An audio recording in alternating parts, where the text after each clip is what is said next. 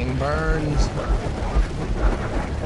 The era of modern Hollywood as we knew it appears to be over. Despite a few billion and near billion-dollar hits over the past year, the overall industry itself is failing. Things like AI are on the horizon, video games are dwarfing Hollywood in revenue, home theaters are cheaper and better than ever. Streaming has been an overall failure for the studios that has not only failed to bring in money, but has cannibalized and killed other revenue streams. Studios are being run as corporations as opposed to movie studios, and add on to all of that the COVID shutdown and the Writers and Actors Guild strikes, and you have a recipe for disaster. Hollywood has collapsed before and rebuilt, but can it rebuild and how will it rebuild this time? In an ever-changing entertainment landscape, those are the questions. To look at the future, we have to know a bit about the past. During the Great Depression and Golden Age of cinema, 80 million Americans were going to the movies per week. It was an escape from reality and cheaper than the theater. More movies were produced in the 1920s and 30s than any other decade in history, with westerns, gangster films, and musicals dominating. During the Golden Age, you had the big five studios: 20th Century Fox, MGM, Warner Brothers, RKO, and Paramount. These studios owned and controlled every part of the film production chain, from the equipment, to writing and producing, to actors on multi-year contracts, and the movie theaters themselves. The first big threat to films was the golden age of television, from 1947 to about the 1960s. Also, from 1947 to 1950, the American suburbs grew 43%, moving the population further from the centrally located theaters and shifting the daily focus to television. In 1948, another blow was dealt to the film industry when the Supreme Court ruled the studio structure of the time as an oligopoly. This ruling forced the studios to sell their theater chains or become two separate companies. This gave rise to the independent theater, independent studios, indie films, art house films, and foreign films. Also during this Supreme Court case, ABC, NBC, and CBS shifted to primetime TV shows 7 days a week.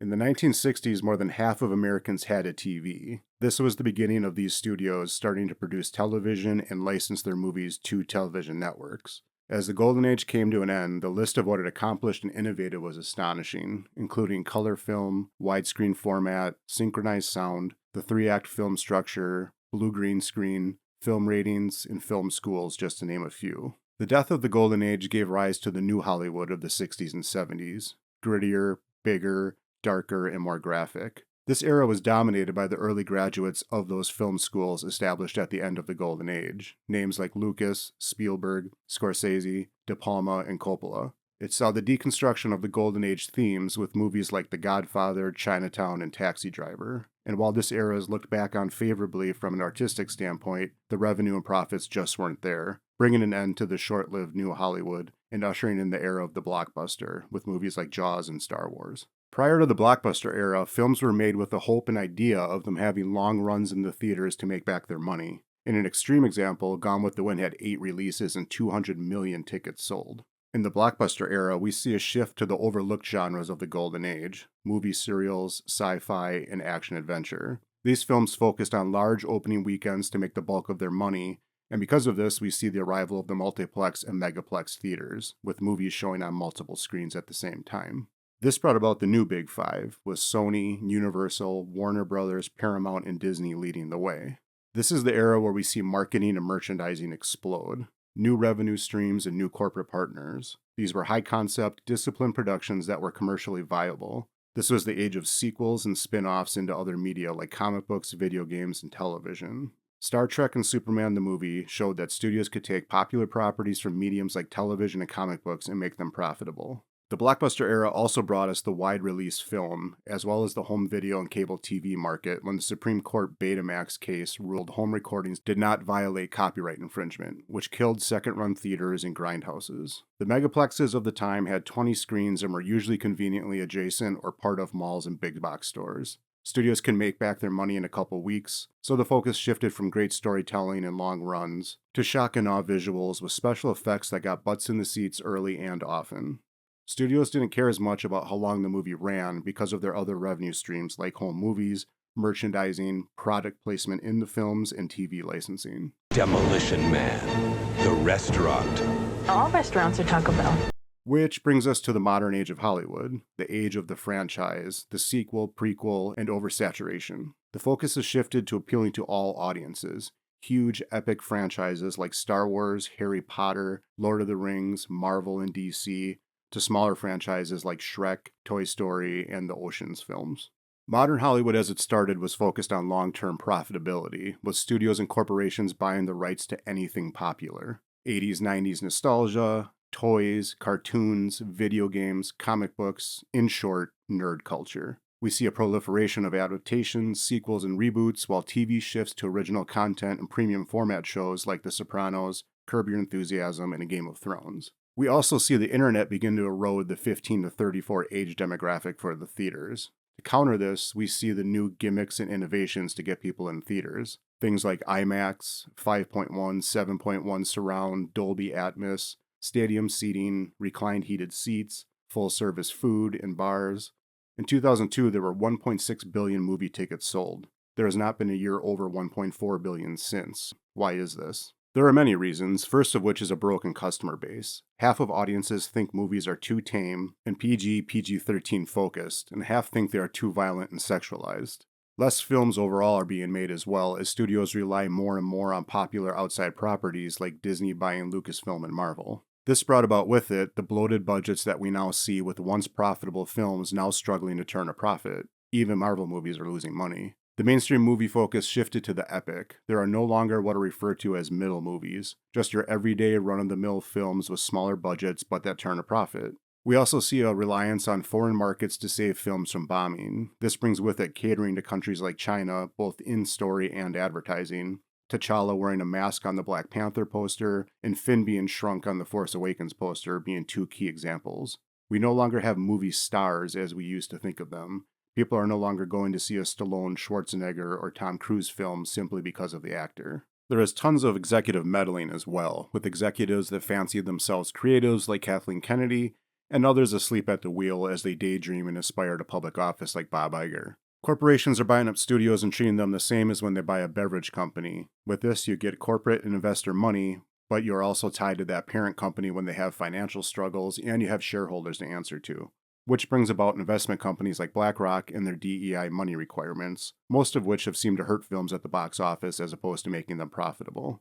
The shift to digital also had consequences both expected and unexpected. The expected, of course, being the monster cost of capital investment for the theaters and studios, but an unexpected negative was that with digital, the films look exactly the same in theater as they do at home. You no longer have the richness, depth, and distinct look of film in the theaters. I, for one, much prefer film to digital. My favorite looking films are the classic era cinematography films like The Ten Commandments, Lawrence of Arabia, and The Good, the Bad, and the Ugly. Digital doesn't have the richness and depth these films had.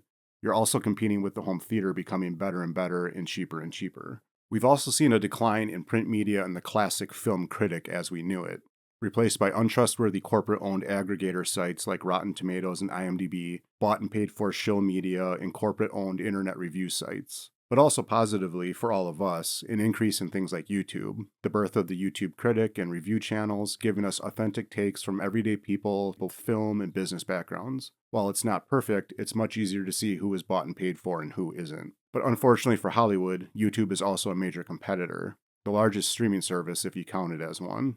I still go to theaters almost weekly, but I'm in the minority. But also, all day, every day, I'm listening to or watching YouTube channels for my entertainment and my news. Which brings us to studio-owned streaming services, which has been an utter disaster with companies like Disney losing billions. Streaming could not have gone any worse for these studios. Not only has it not been successful, it was just successful enough to kill physical media and hurt cable TV, two huge sources of revenue for studios. If a movie underwhelmed at the box office, studios could hope to make money on the back end with DVD and Blu-ray sales and licensing to television networks and streaming services like Netflix. Instead, we now have this big mess where cable sucks, physical media has dried up, streaming now has advertising, and with premium ad-free fees and having to subscribe to multiple streaming services, they might as well just be cable all over again. Tack on to all that, the pandemic shutdown, the writers and actors strikes, along with an increased social messaging being pushed in films, and you have a recipe for pure disaster. Hollywood is no longer the dominant entertainment format video games are. The global video game market was $184 billion compared to film's worldwide box office of $34 billion. It costs a family of three $100+ to go to a movie and have food and drinks, and you get 2 hours of entertainment, and lately there's a good chance that 2 hours suck. For $60, you can buy a video game and have from hours to hundreds, even thousands of hours of entertainment. Hollywood just can't compete with that as it's structured. AI is also becoming a thing. It can be a great tool for smaller films and studios, but can also be a big weapon against larger studios. Hollywood can't seem to make up its mind either. It attacks its own fans at times, blames them for failures, seems creatively bankrupt and lazy, keeps investing in films and streaming shows that are losing money, like Disney, Marvel, and Star Wars have been doing as of late. It has completely misjudged streaming because of the numbers during the shutdown. It doesn't seem at all viable for these studios as of today. I think we'll see mergers, much like what happened with cable, that will result in a couple major streamers and some niche streaming services. But movie budgets will have to come down. The era of the 250 to 300 million plus dollar superhero tentpole film budgets are over for now. The private investor money is dried up. Indie films are becoming more and more popular with theaters and becoming better and better in quality with technology. I think Hollywood is going to need to figure out how to have a return to the old system while incorporating the best of the new. But with large corporations and their structures, are they even willing or nimble enough to do it? Time will tell. What we get next will be anyone's guess, but one thing is certain, the era of modern Hollywood is officially over. That's all, folks.